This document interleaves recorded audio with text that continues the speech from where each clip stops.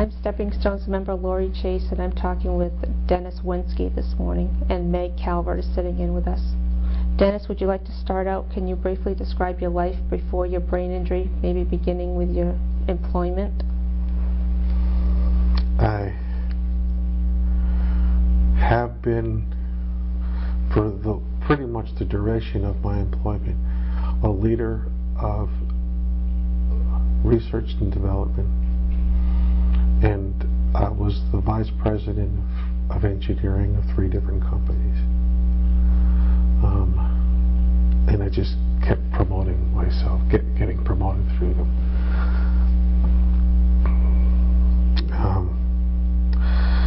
We developed machinery, and we managed and innovated in mechanical, electrical, and software. Wow, quite a plate, it was quite a mess. We bought and sold companies. Didn't sell them, we bought them and integrated them together. In the high techno age, when all the computers were starting to come into light and all that stuff? Well, yes, at the very beginning, that's where I was at. And, I got so involved with the company that I was working for that the computer company is called Fanuc. It's a world-known company. Decided to try to buy us, and they're a Japanese company. And the United States government said, we don't think that that would be a good idea because we did lots of government research there. So that was at the very beginning, but then we went on and on. Yeah. Now, how long did you do that? Well, I started when I was 24, and going through the stages of that, and became a vice president later, but until I was 50. Quite a long time. Yeah. How was your family life at that time? Incredible. They tell me now, and I remember it to be that. I traveled a lot, to all over Europe and lots of Japan, and I still managed to head coach a soccer team in Connecticut that came in second in the state. Just as one more team to beat. And my family, I coached my son and both my daughters in 2 different teams, and I was still working 65 hours a week. That's great that you had enough time to do all that. The company let me do what I wanted, you know. That's great. And we sailed every week, and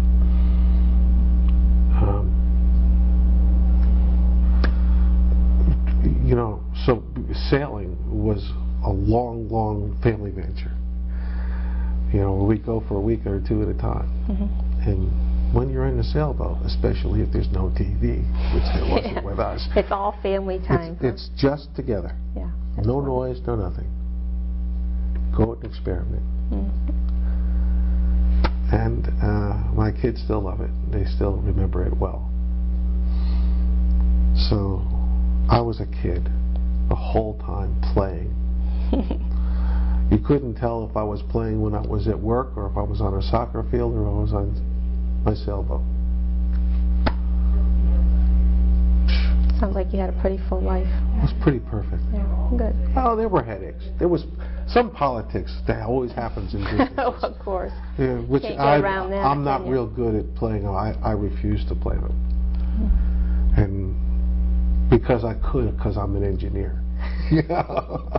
And they accepted that. He just doesn't play it. But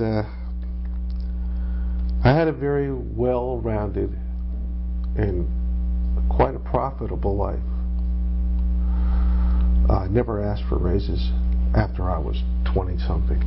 They just gave them to me and gave me cars. That's nice. It was very fortunate. Now, Dennis, can you describe your brain injury? What happened and how long ago? Apparently it was 5 years ago. And I had an accident in my son's Jeep, which he built with my direction. And there was an accident up in front of us, and somehow it was a real jacked up Jeep, and I hit a guardrail, and I flipped over the guardrail and fell quite a ways down. Oh my. And then when I landed, broke the seatbelt. And they said I shot up 40 feet in the air, landed on my head. Whoa. That's it. And my son went, while I was in the hospital, came out and totaled the Jeep and said, it's no good, we don't want it. Were you the only one in the car? Yes. I didn't hit anybody, didn't get a ticket. Well, you sound like you're fortunate to be alive. I didn't get a ticket. Yeah. Yeah. Because the neurosurgeon, as I went through, they were going to operate on my shoulder and stuff because it was disconnected to the body. And they went and did it. They gassed me up and all those things. And they said, wait a minute, maybe we don't have to do this. I was in intensive care for such a long time that it healed itself. So they didn't have to cut. All they had to do was sew my ear back on. That was it. That's quite the thing. Yeah. Lucky as can be. Never lost a license or any of those kinds of things. Then did you go through a lot of rehabilitation too? I still am.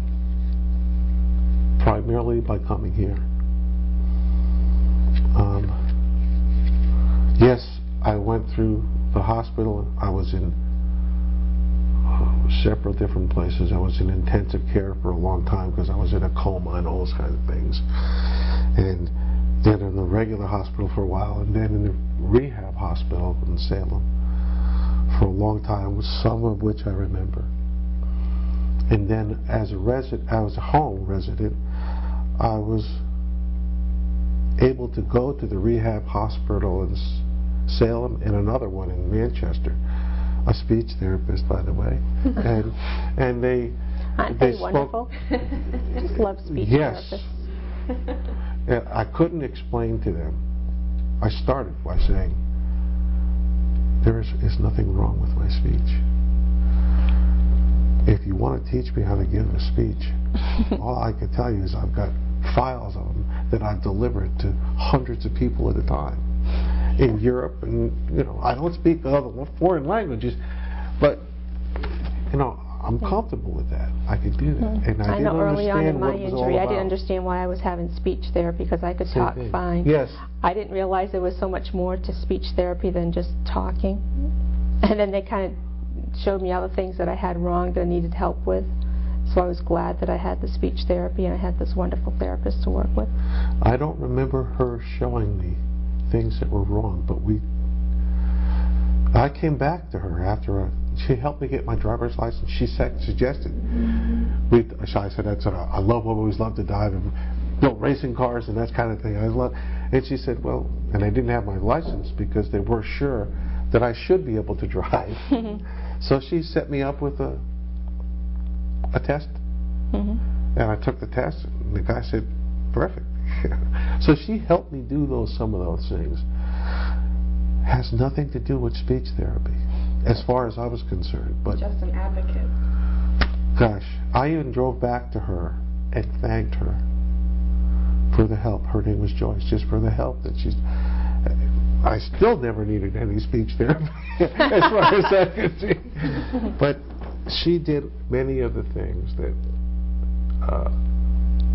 I've seen happening here at SteppingStones. Some of the eye-opening, the awareness, the awakeness, the ability to get some confidence in yourself. And I'm here today because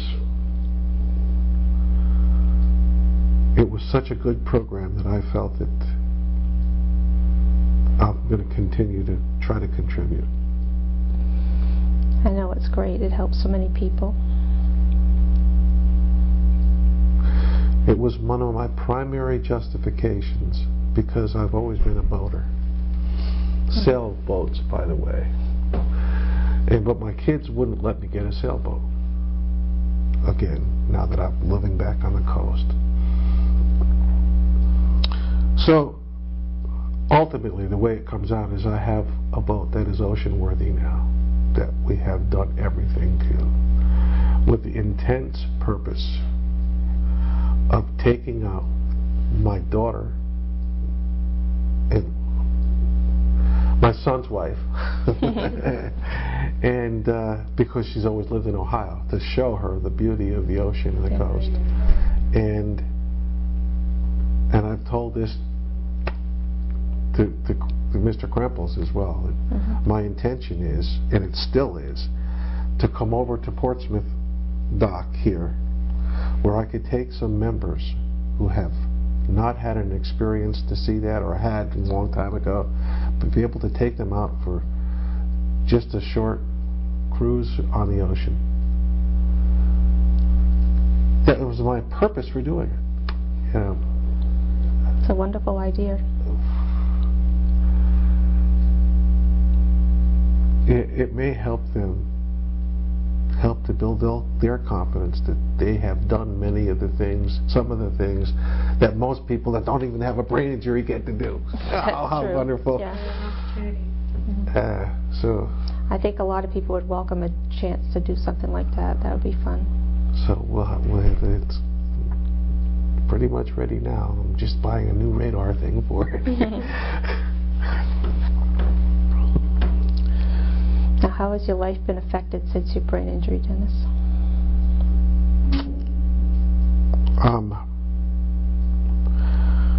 I've changed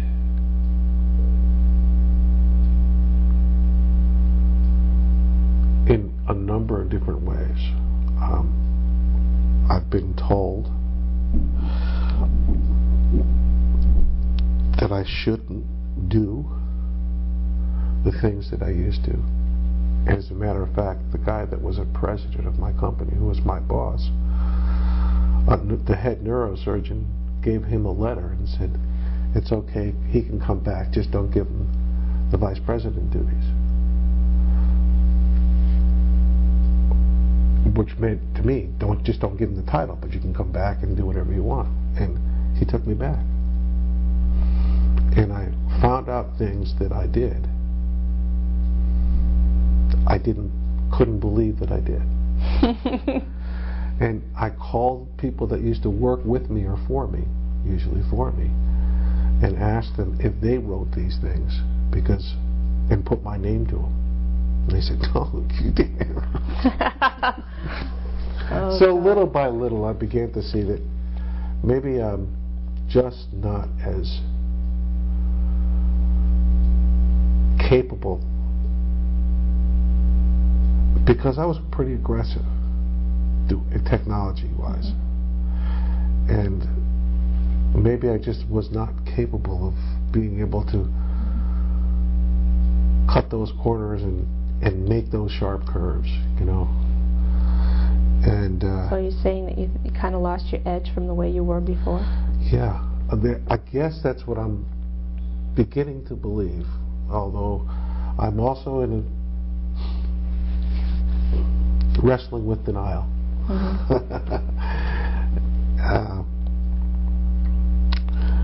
And what's interesting is I came back. My chief mechanical engineer and his immediate understudy told me that they would rather work for me now than before. Maybe they think they can get away with things or something now. No, they knew that wasn't going to happen. Well, I thought it was worth a shot. They were probably hopeful. And this was at a time when they knew they didn't have to work for me because they had started their own companies, and I just went to visit them a couple times.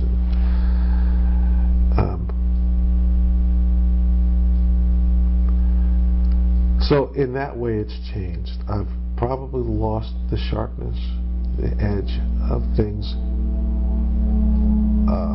at least from a work standpoint. From a family standpoint, I've always been the instigator, the initiator. And we bought some outrageous cars, race cars, weird things that most people don't get to have. and I built one to race against Paul Newman. It was strange things, just as my hobby. And sailboats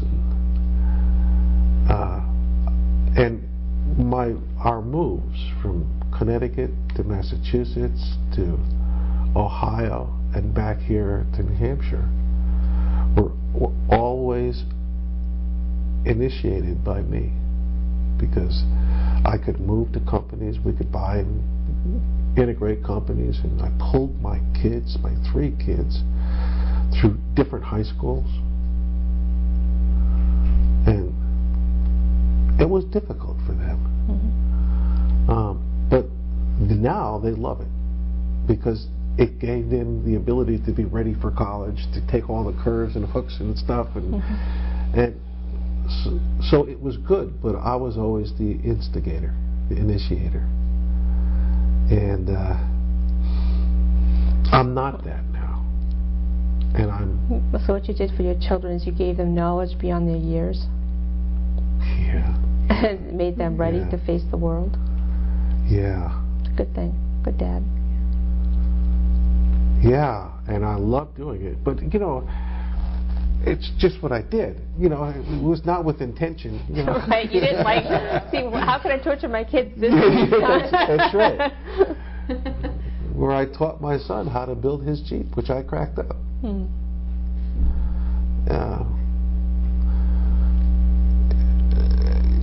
So the life has changed in that I'm less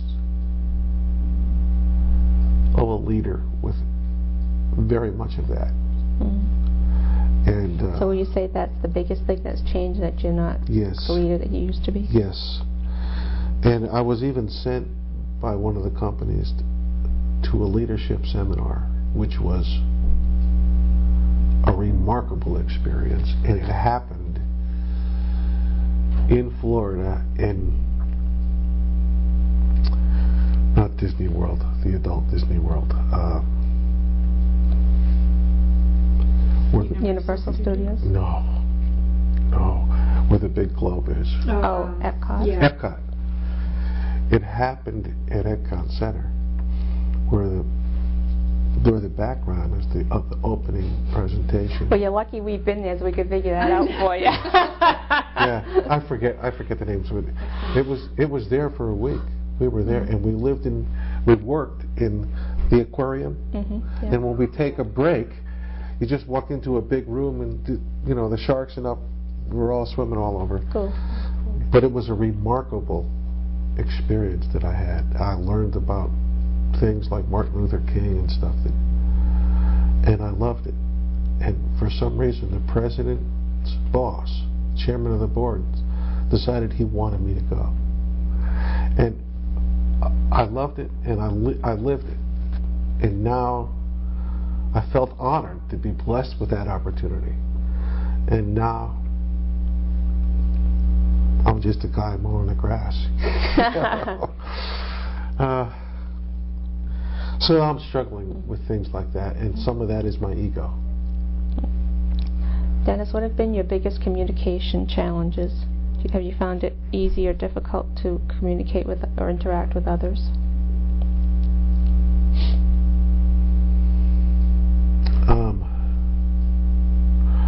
I find it for the most part, when my wife and daughter or daughters talk when we're sitting at dinner, they talk about things that I probably never could catch on to anyways. And so there are times when I wish I just asked them to change the channel, you know. But when it comes to talking to strangers, I guess it's always been easy for me, but it's even easier now. Now, when I go to restaurants, people know me because they remembered me from last time. I go to a restaurant in Italy, France, where I barely speak French. When I go back to the second time to the restaurant, hey, Dennis! That's great. You'd think that I did something crazy, you know, which I probably did, but... Just an unforgettable personality, that's all. And just so, and I find it very, very easy to speak with them and try to speak their language. And, you know, at the hotel that I stayed in France, I didn't have to order anything.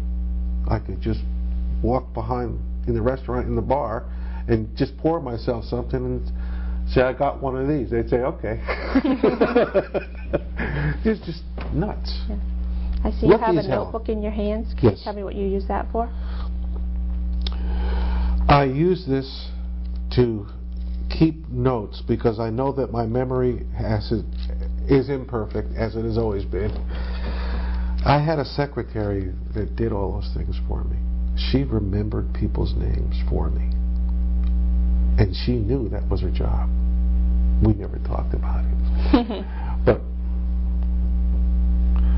so I was never good with names, but good with technology and people.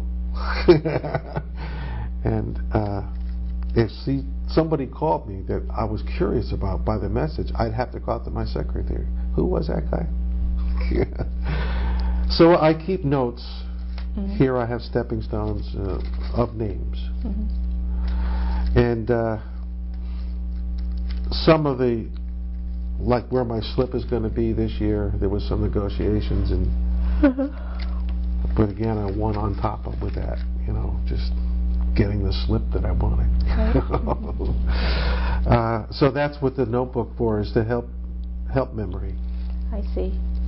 And things that I think I might be interested in. That you don't want to forget about. Yeah. What are some of the goals that you have for yourself now at this point in your life, Dennis?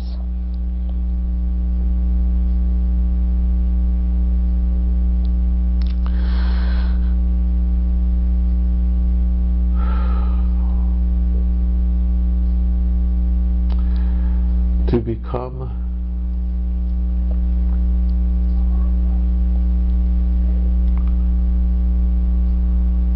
fully satisfied that I have accomplished something that I believe to be extremely meaningful. Extremely meaningful, because I felt by my history and all those things that I had a gift. And now, since my injury, I must have a new gift. And that's a real struggle. That is a tremendous struggle. Trying to figure that part out? Yes. I know I do the same thing. I've been trying to figure out what I'm supposed to do now, too. And I just end up at a dead end all the time, because I actually want to be David Krempels. He's so cool. Yeah, he's done amazing things with his life. I hold him in high esteem because he has stumbled into this by accident, literally, and has found a way of taking his ability and turning it into something that was truly beneficial and helpful. That's right. I hold him in a high esteem for that. I think everybody here does. And that is quite a struggle. How has SteppingStones made an impact on your life, Dennis? In general, they've given me the ability to build my self-confidence. and specifically a person.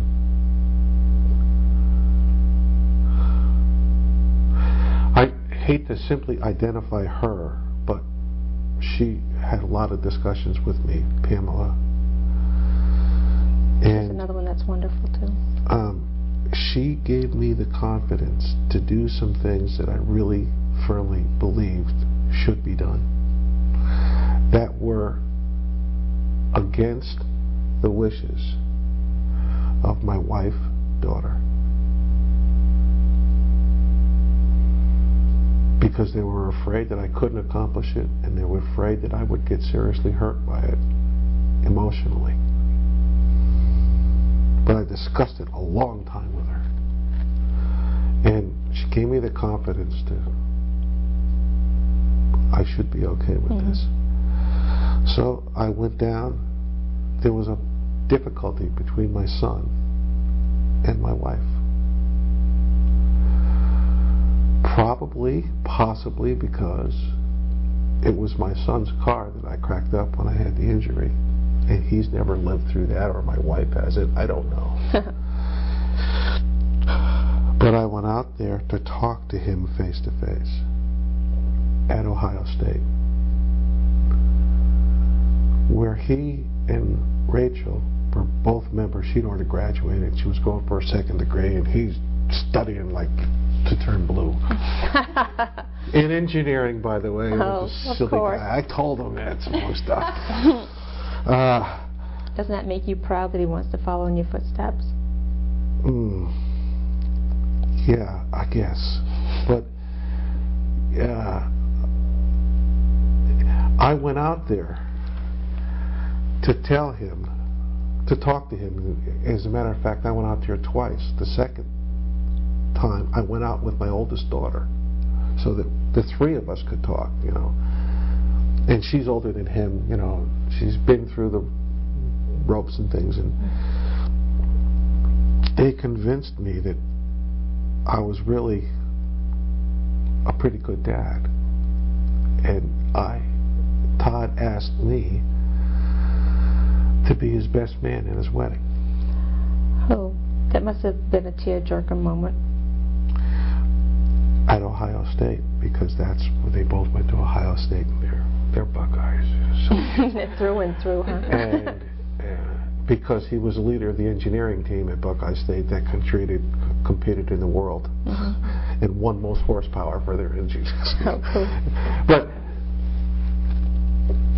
he asked me to be his best man, but he wasn't going to invite his mother at that time. I refused. I refused to attend their wedding. Because I couldn't do that and have Pat, she's into all those kinds of things, trying to make it a good wedding and that kind of stuff.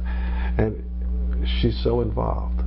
And she watched him play soccer even in Europe, because the company sent me to go watch him. Cool.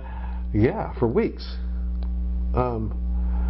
And so he hadn't come to a resolution with that, so I refused. So they got married anyways, and I had a couple of aunts go out to see him. If nothing else, I was going to show him what the hell true marriage and love was about. I love him, but I wasn't going to stand the support hurting my wife. I don't blame you one bit. And you know what? He learned it. He moved from Ohio State. He's living in Keene. Cool. Yeah. And believe it or not, this is a long story short, very short. He's working in a company that I ran research and development for. Isn't that something? When it was back in Connecticut.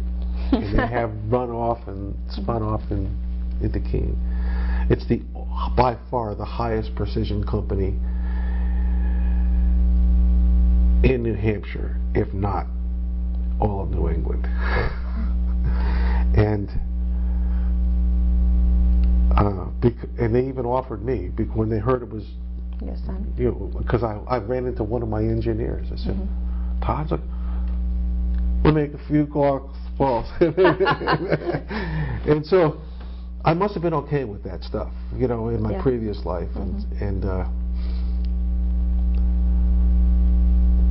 So my life is still quite good because here he is now. He's living in Keene, and he and his wife are so close to my wife. As a matter of fact, my wife and my 2 daughters were present in the room when she gave her baby birth. Wow, that's cool. Because there was a question about whether Todd was going to be able to get back from Europe in time. And I just sat in the waiting room. It was my bedroom, you know. Oh, geez. Well, that sounds like everything worked out well with your family because of the decision you made. Close one more loop when you said the honor and everything. He's 2.5 weeks old now. Cool. Oh, wow. Congratulations. And his son, being a grandpa. Their son is named Brennan Dennis Winsky. Cool. Very cool. That's awesome. I said, you're supposed to wait for somebody to die to do that. but they obviously felt they want to honor you, so they felt that great. it was worthy of giving their own son the name. Very cool. So in those regards, life has not been too bad. You know, it's like I've kind of just get lucky as you can get. That's great. Don't knock that. But there's got to be more to do. I'm sure you'll figure it out. Just a matter of time. Dennis, could you tell me what being brain injured means to you?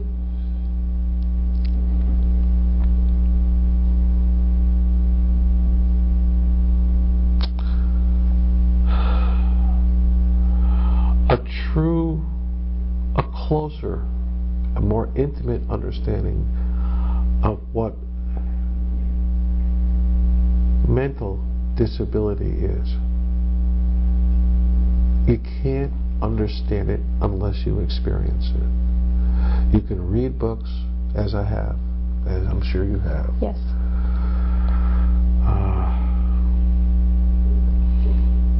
Some written by doctors, you know, what's her name? Claudia Osborne. Yeah, and I've talked with her.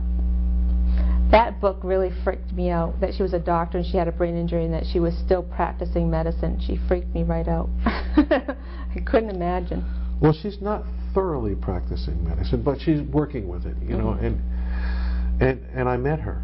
Did you really? Yes, at a Brain Injury Association meeting here in New Hampshire where she was the guest opening speaker. And my wife went up to her to talk to her afterwards to tell her that I read her article in a doctor's office in Reader's Digest, a little piece of it, a little excerpt, while my youngest daughter was getting her tonsils fixed or inspected. Yeah. I stole the article. I stole the magazine from the doctor's office. I said, oh, what the hell, they're doctors, they have enough, you know. And I went out and bought the book. Wow. And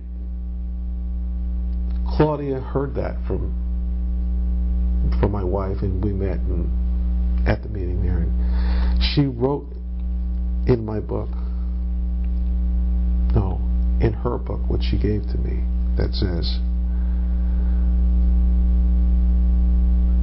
Dennis, be sure to follow your dreams.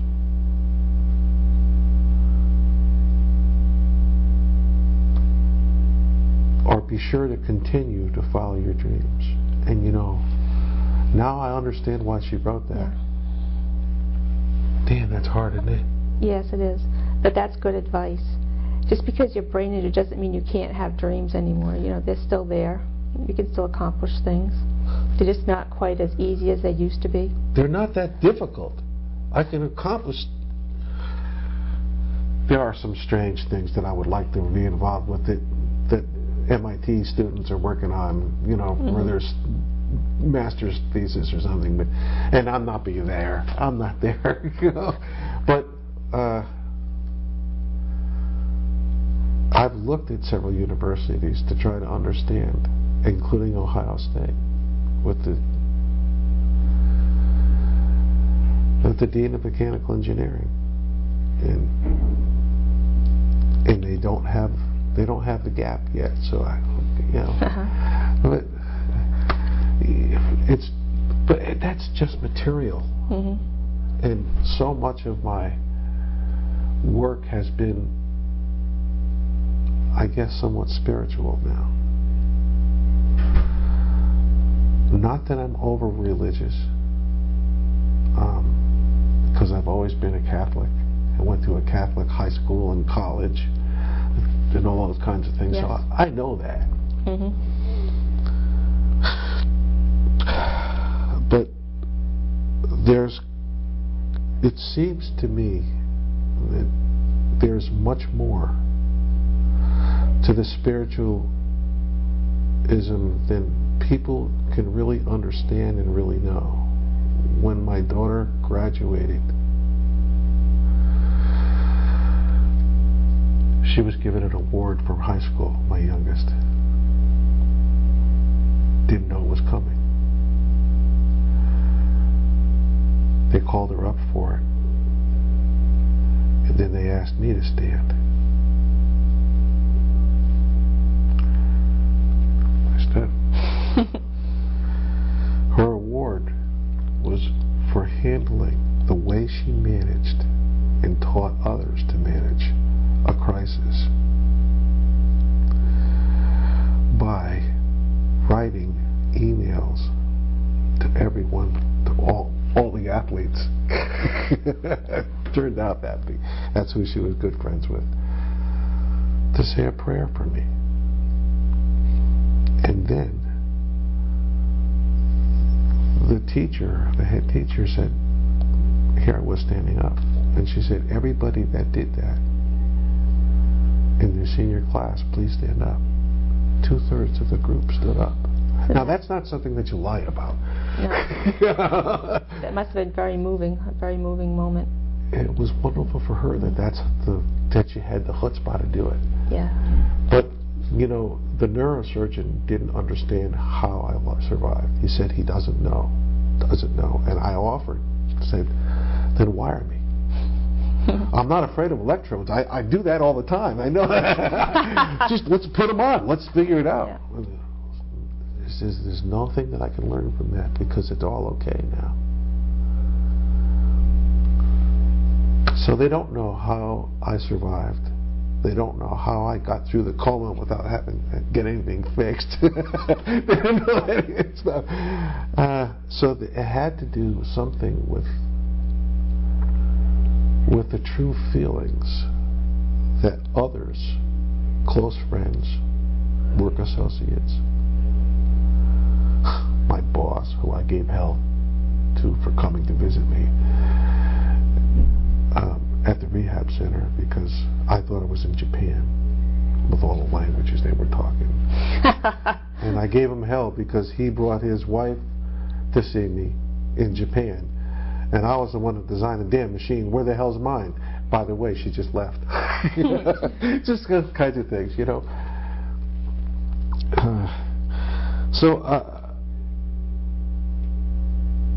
it is being aware of the deficiencies and the true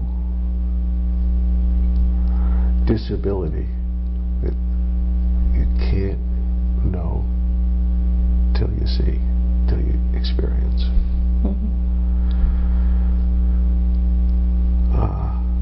That's the difficulty of it for me.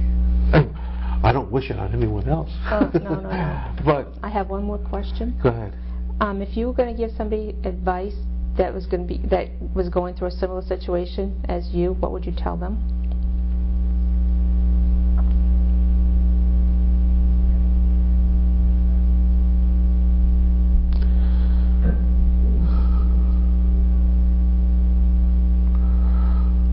I would tell them to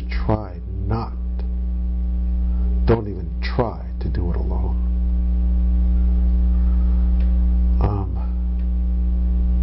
I meditate daily, hours daily. Primarily Zen Buddhist meditation, which the head psychologist from my rehab hospital went to Harvard University to get me the book because they didn't have it in New Hampshire. Oh, God. But she was a real believer in the things that I had told her, the religious studies that I had made, including Scientology and heavily in Scientology. And so I still meditate daily. And that's good, that's healthy, that's helpful, but gosh, just like most of the Zens, you'll be 80 years old until you start to see it, and you know what? You'll come to the realization that when you see it, you don't get it. So being alone doesn't help you get